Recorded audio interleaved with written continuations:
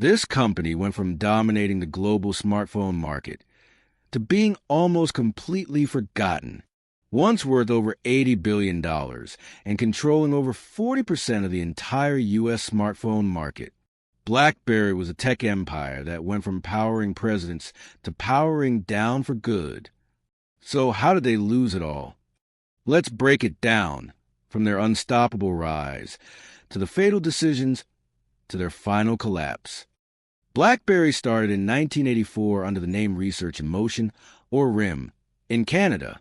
At first, they focused on wireless technology and pagers, but in 1999, they launched their first BlackBerry device, and it changed everything. The BlackBerry quickly became the go-to device for business professionals.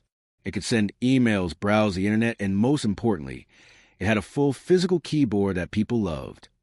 Governments, CEOs, and even celebrities were hooked. By 2009, BlackBerry had more than 80 million users worldwide, and their brand was synonymous with mobile productivity.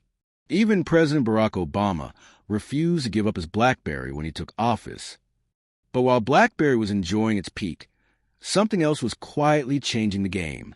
In 2007, Apple introduced the first iPhone. It had no keyboard, just a full touchscreen. BlackBerry executives laughed. They said, "Nobody wants a phone without buttons." They saw it as a toy, not a threat. But the iPhone was just the beginning.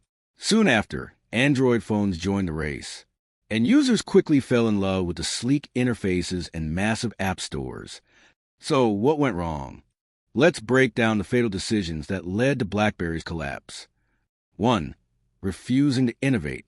While competitors embraced touchscreens and modern UIs, BlackBerry clung to its keyboard.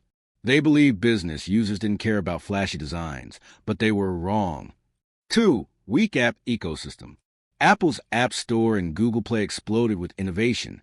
Meanwhile, BlackBerry's App Store was barren. Developers didn't want to build for it, and users felt left behind. 3. A late and flawed OS. They launched BlackBerry 10 in 2013, years too late. It was complicated, unfamiliar, and no match for iOS or Android. 4. Dual CEO conflict. Behind the scenes, the two CUSOs, Mike Lazaridis and Jim Balsillie, reportedly had conflicting visions. One wanted to focus on enterprise security, the other on mass-market competition. This slowed down decision-making when they needed speed. 5. Overconfidence and arrogance. They were at the top and believed they were untouchable. They even rejected early opportunities to adopt Android, believing they could compete with their own OS. The writing was on the wall. BlackBerry's market share dropped from 20% to 3%, then to less than 1%. In 2016, they officially stopped making phones.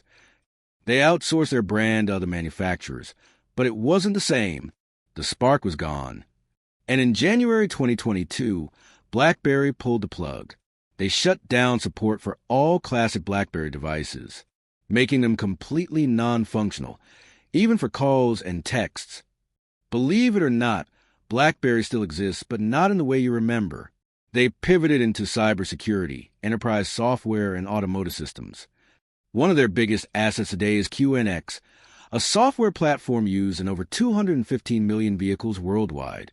Their focus is now on AI-driven security and connected car systems. But the company that once ruled the smartphone world is now worth just around $2 to $3 billion. BlackBerry's story is a reminder that in tech and in business, you either adapt or you disappear. Want more business stories like this? Hit that like, subscribe, and turn on the notification bell for more epic rise and fall videos. This was the story of BlackBerry, from a global empire to a cautionary tale.